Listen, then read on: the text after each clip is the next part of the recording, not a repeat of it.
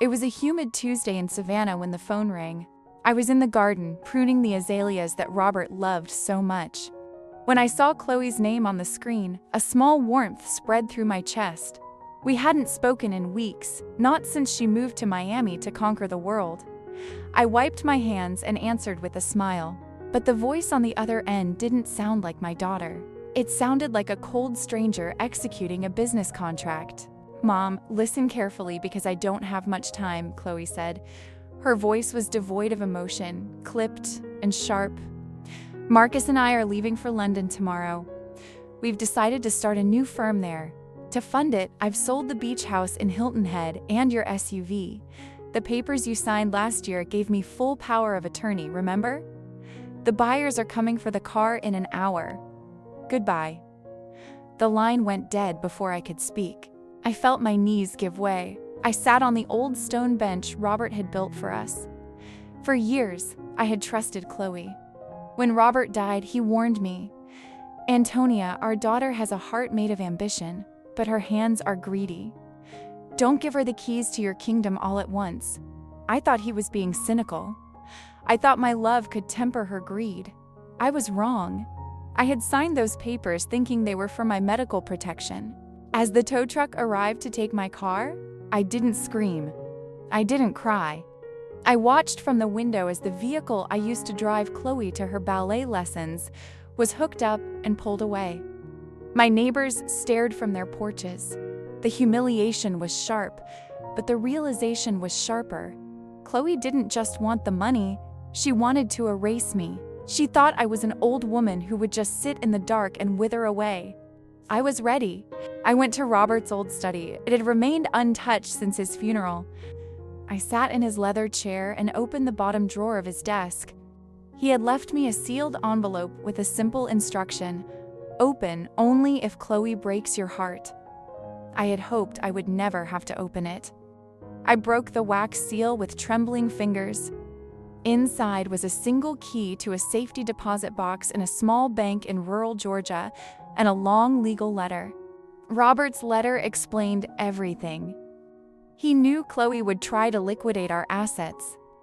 He had intentionally left several properties in a legal gray zone that required a final physical signature from me, but only after a specific set of conditions were met. Chloe thought she had everything, but she had only seized the bait. The real wealth, the family legacy, was hidden behind a wall of legal puzzles that only I could solve with this key. I called my old friend Silas, a retired investigator. "Silas, it's time," I said. "I need to know exactly where Chloe and Marcus are staying in London, and I need a full report on Marcus's debt." Chloe believed Marcus was a brilliant entrepreneur. I knew better. Marcus was a gambler who used Chloe as his personal bank. By selling my house and car, they weren't building a future. They were paying off a debt to some very dangerous people. The next morning, I drove a rented truck to the small bank Robert had mentioned. I was no longer the sweet widow. I was a woman on a mission. The bank manager greeted me with a solemn nod. He had been waiting for this day for 5 years. He led me to the vault. When the heavy door swung open, I saw rows of safety deposit boxes. Box 702. The key fit perfectly. Inside was not just money, but the original deeds to all my properties. Inside, the box wasn't just money, it was evidence. Robert had been collecting files on Chloe's business dealings for years. He knew she had been skimming off the family business long before he died. But there was also something else. The original deed to the Savannah house. The one Chloe sold was a cleverly disguised 99-year lease that could be revoked instantly if the landlord, me, claimed criminal intent and fraud by the agent. I realized that Robert hadn't just protected me. He had given me the tools to teach Chloe a lesson she would never forget. If I had simply forgiven her, she would have destroyed herself with Marcus. If I turned her into the police immediately, she would hate me forever. No, I had to let her think she won, and then let her world crumble under the weight of her own greed. I had to be the architect of her own harsh but necessary education. I booked a flight to London. I didn't pack much, just a few elegant suits and the folder of evidence. Chloe thought she was the predator and I was the prey. She didn't realize that in the world of high-stakes games, the person who remains calm is the one who holds the cards. As the plane took off, I looked down at the clouds and whispered, "Forgive me, Robert, but I am going to make this hurt for her own good and for my soul." I arrived in London and checked into a hotel 5 blocks away from where Chloe was staying. I spent the first 2 days watching. I saw them at expensive restaurants. Chloe wearing a new diamond necklace likely bought with the money from my SUV. She looked happy, but it was a brittle kind of happiness. Marcus was always on his phone, looking over his shoulder. The trap was ready. All I had to do was pull the string at the right time. On the 3rd day, I walked into the lobby of their luxury hotel. I wore my best pearls and a look of absolute confidence. When Chloe saw me, her glass of champagne nearly slipped from her hand. "Mom? What are you doing here?" she stammered. Marcus stood up, looking defensive. "I'm here to discuss the sale of my assets, Chloe," I said, sitting down uninvited. "Or should I say, the fraudulent lease you attempted to pass as a deed." Marcus laughed, a cold and arrogant sound. "Antonia, you're out of your league. The papers are signed. You have nothing left in Savannah." I smiled at him, the kind of smile Robert used before winning a court case. "Actually, Marcus, the papers Chloe signed were monitored by a private trust. Every transaction she made triggered a fraud alert. The buyers for the beach house? They are actually my legal associates. You sold the house to me." Chloe's face went pale. "What? No, that's impossible." I pulled out the folder and laid it on the table. "I've spent the last 48 hours freezing every account you touched. The money you spent on that necklace and this hotel? That was the last of it. By tomorrow morning, the London police will be asking why your firm is funded by stolen family assets. Unless, of course, we come to a different kind of arrangement right here and now." Marcus tried to grab the folder, but a waiter, who was actually a security guard I had hired, stepped in his way. "Sit down, Marcus," I said firmly. "I know about your gambling debts in Miami. I know you're using my daughter to pay off people who don't take no for an answer. You have 10 minutes to pack your bags and disappear. If I ever see you near Chloe again, I will release the files and your investments to the authorities." Marcus looked at Chloe, then at the folder, and finally at me. He saw that he was beaten. Without a word to my daughter, he stood up and walked out of the lobby, leaving his glass behind. Chloe started to cry, a high, thin sound of panic. "Mom, how could you? I loved him." I looked at her with pity. "You loved the idea of a life you didn't earn, Chloe. You loved the thrill of power. But Marcus never loved you. He loved my bank account."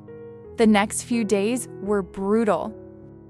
I moved Chloe into my hotel room and watched as she went through the stages of grief and anger. She blamed me for ruining her life. She screamed that I was a controlling monster. I let her vent. I knew that the poison had to come out before the healing could start. I was no longer the soft mother she could manipulate. I was the wall she had to hit before she could finally stand on her own 2 feet. "You have 2 choices, Chloe," I told her on the 4th day. "You can stay here in London and try to build a life with no money and no references. Or you can come back to Savannah and work in my antique shop for minimum wage until you've paid back every cent you stole. You will live in the attic of my house, and you will follow my rules. No parties, no luxury, just work." She looked at me with pure hatred, but she also saw no other way. We returned to Savannah. The flight back was silent. When we walked into the house, Chloe looked at the empty spot in the driveway where my SUV used to be. "I'm sorry about the car, Mom," she whispered. It was the first honest thing she had said in years. "The car can be replaced, Chloe," I said. "Trust cannot. You have a long road ahead of you." I handed her an apron and a duster. "The shop opens at 8. Don't be late." For the first 6 months, Chloe was a nightmare. She was sullen, lazy, and tried to hide her phone to talk to Marcus. But I had blocked his number, and monitored her internet. I was a warden, and she was a prisoner of her own choices. I made her handle the books, showing her exactly how much work it took to earn the money she had spent so carelessly.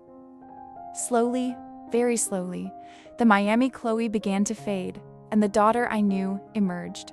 One afternoon, a wealthy collector came into the shop looking for a specific Victorian cabinet.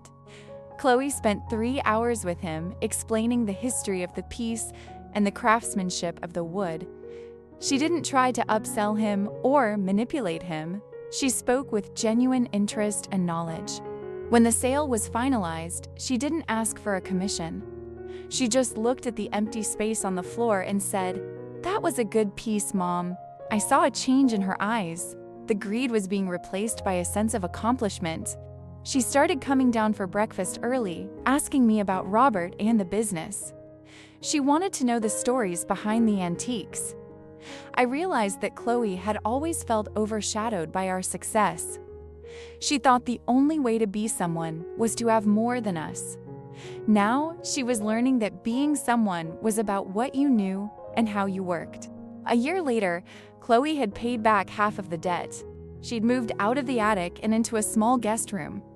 She had even started her own restoration project on a damaged desk we found at an estate sale. "I want to sell this and put the money toward the Robert Miller Scholarship Fund," she said. I hugged her for the first time since that terrible Tuesday. "Your father would be so proud of you, Chloe," I whispered. We both cried then. We finally held a proper memorial service for Robert. All our friends and neighbors came. Chloe stood in front of everyone and spoke about the lesson of the key. She admitted her mistakes and thanked me for not giving up on her. There wasn't a dry eye in the church. She had reclaimed her place in the community, not through money, but through humility. I felt Robert's presence in the room, a warm breeze that seemed to say, "The trap worked." One evening, a letter arrived for Chloe. It was from Marcus, asking for one more chance and a small loan to get him out of trouble in Vegas. Chloe read it, then walked over to the fireplace and dropped it into the flames. She didn't even look back as it turned to ash. "I'm done with illusions, Mom," she said. "I'd rather have this quiet life in Savannah than 1,000 nights in London with a ghost." I knew then that she was finally free. I decided it was time to give Chloe her own key, not to a bank vault, but to the business. I made her a junior partner in the shop. We renamed it Antonia and Daughter Antiques. We spent our days scouting for treasures and our evenings on the porch, watching the sun set over the azaleas. The house was full of life again. The vibe was no longer about status. It was about the beauty of the old and the strength of the new relationship we built. Chloe eventually met a local teacher named Sam. He was kind, simple, and didn't care about her family's wealth. He loved her for her knowledge of history and her sharp wit. When they got married in the garden, I saw a look of pure, honest joy on Chloe's face that I had never seen before. She didn't need a diamond necklace to shine. She was happy because she was finally at peace with herself and her mother. The legacy was safe. I am 68 now, and I spend most of my time in the garden, while Chloe runs the shop with a grace and efficiency that exceeds even Robert's expectations. She has expanded the business online, but she still treats every customer with the same respect. I look at my white hair in the mirror, and I don't see an old woman. I see a survivor. I see a mother who had the courage to be a teacher when it was the hardest thing in the world. Sometimes I still hold that old brass key in my hand. It reminds me that life is full of locks. But the truth is, the only thing that can open them. Chloe and I are closer than ever. We have a bond that was forged in the fire of betrayal and cooled in the waters of forgiveness. I am Antonia, the widow who opened a box and found her daughter. And as the stars come out over Savannah, I know that Robert is smiling down on both of us. The antique shop became a cornerstone of the Savannah community. We didn't just sell furniture, we sold history. Chloe started a weekend workshop for children, teaching them about the value of restoring old things instead of throwing them away. I watched her from the window, seeing how the kids looked up to her.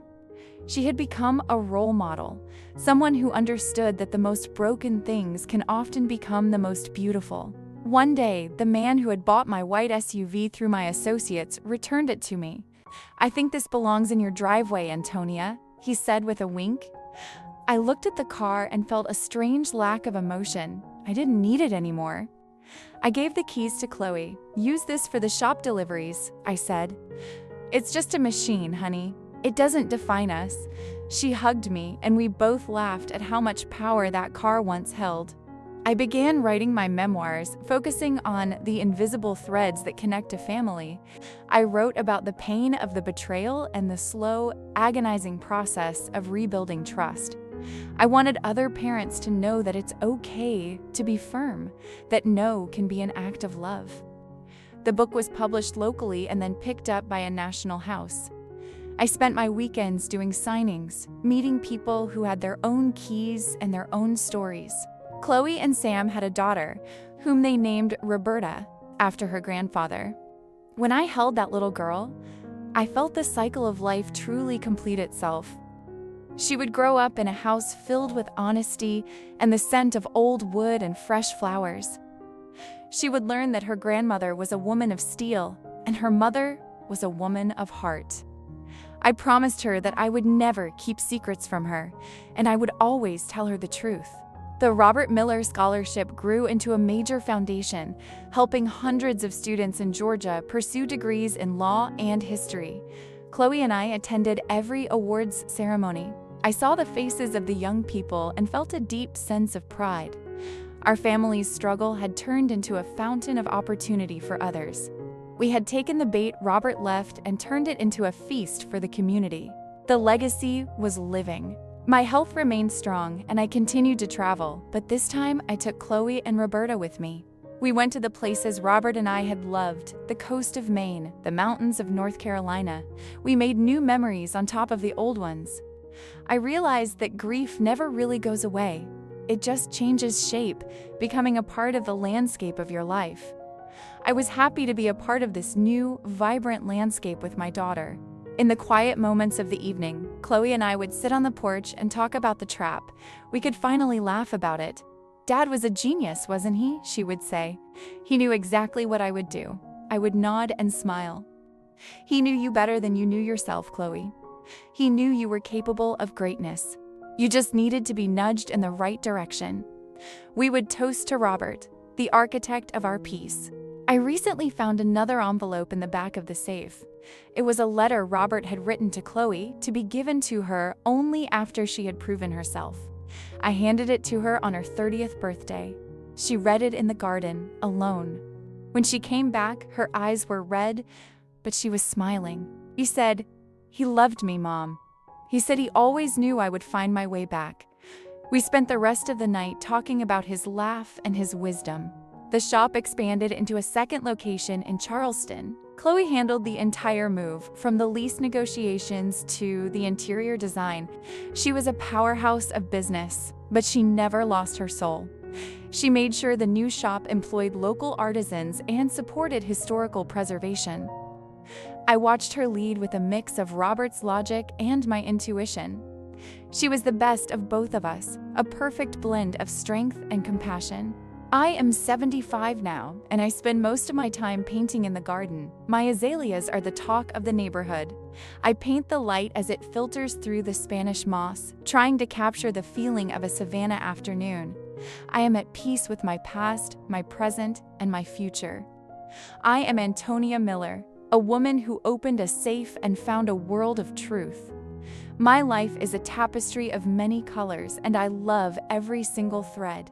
The Antonia Miller Garden was established at the local botanical center, a gift from Chloe and the foundation.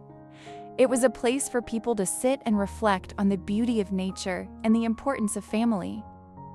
I attended the opening, wearing a simple linen dress and a wide-brimmed hat. People came up to me and shared how my story had helped them. I realized that our personal pain can become a public service if we are brave enough to share it. One day, a man walked into the shop looking for a specific silver locket. Chloe recognized him. It was one of Marcus's old associates. He looked nervous. "I'm just here to say that we know Marcus is gone and the debt is settled," he said. Chloe nodded calmly. "Thank you for telling me. He has no place here anymore." She didn't offer him tea, and she didn't show fear. She was a woman who knew her boundaries and how to defend them. I often think about the white SUV and how much importance we place on things that can be bought and sold. I realize that the things that truly matter are the ones that can only be given and received: love, trust, and time. I spent my final years giving as much of those as I could. I was a grandmother, a mother, a friend, and a mentor. I was a woman who had seen the worst of humanity and responded with the best of my own heart. Chloe and I started a podcast, The Antique Heart, where we told the stories of the objects in our shop and the lessons we had learned from them. It became a surprise hit, reaching people all over the world. We talked about the patina of life, how the scratches and dents on an old table are what give it character. We were talking about ourselves, of course, and our listeners understood. We were all a bit scratched, and all the better for it. Roberta is 10 years old now, and she has her father's kindness and her mother's ambition. She spends her afternoons in the shop, helping Chloe with the customers. She has a keen eye for beauty and a deep respect for the truth. I see the future in her, a future that is bright and honest. I know that the Miller legacy is in good hands. The lessons of the past have been well learned, and the path forward is clear and full of light. I am 80 years old, and my white hair is a badge of honor. I still sit in the garden every morning, listening to the birds and feeling the warmth of the sun. I am grateful for every hard moment, for every tear, and for every discovery. They were the steps that led me to this peace and this strength.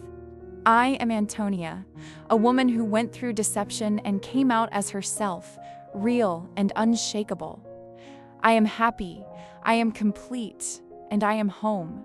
I recently received a letter from a woman in London who had read my book. She said it gave her the strength to leave a manipulative partner and start her own business. "You showed me that it's never too late to reclaim your life," she wrote. I felt a deep sense of satisfaction. My pain had become a spark for change in someone else's life. I was proud to have been a part of her journey to freedom. We are all connected by our stories. Chloe and Sam celebrated their 10th wedding anniversary in the garden. It was a beautiful, simple affair. I watched them dance under the stars and felt a profound sense of peace. They had built a life on a foundation of truth and mutual respect. There were no secrets, no hidden accounts, and no shadows. They were a team in the truest sense of the word.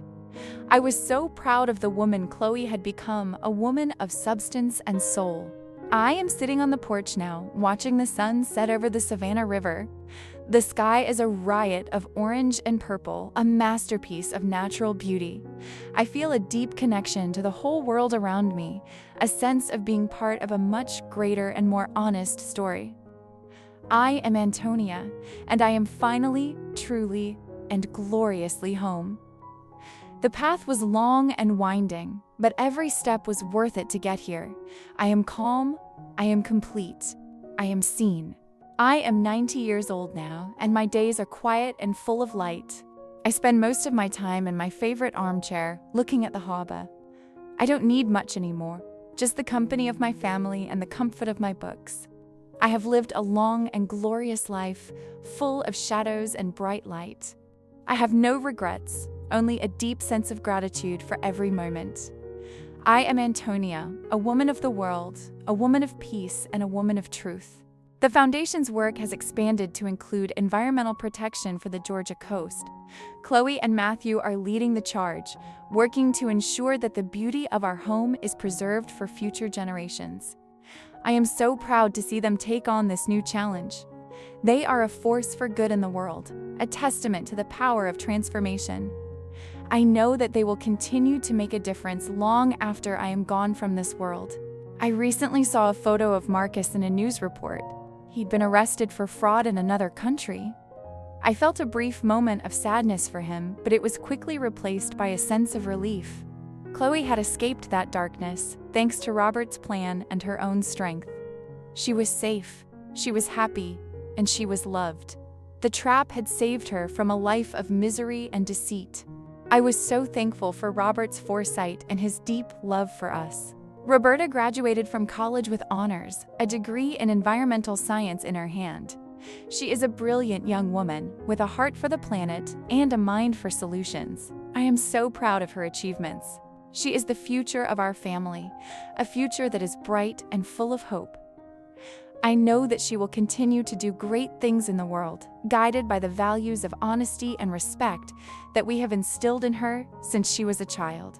I spent a quiet autumn in the mountains of North Carolina, reflecting on the beauty of the changing leaves.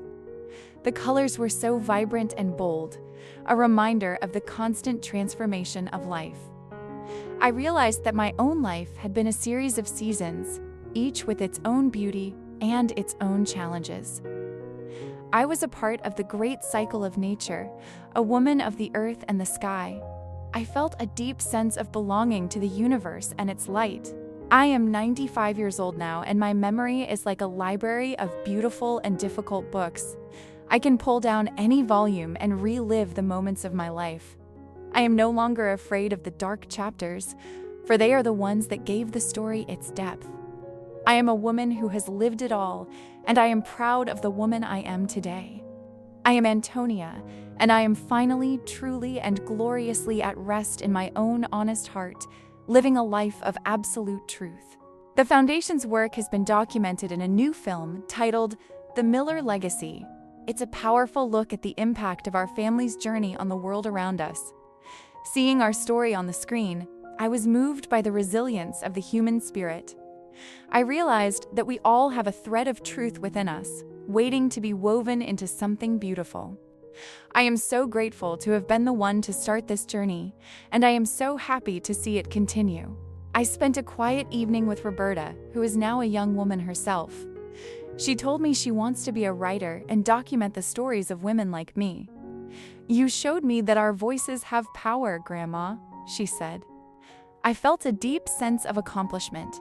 My legacy was not just in buildings or businesses, but in the minds of the women I had influenced. I was a part of their future, a voice of strength and wisdom in their hearts and minds. I am now 98, and my days are filled with the simple joys of a life well lived. I have a small balcony garden where I grow lavender and mint, their scents filling my home with peace.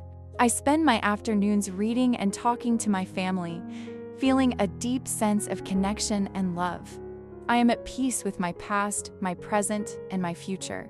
I am Antonia Miller, and I am finally and truly free from all shadows, living a life of absolute truth.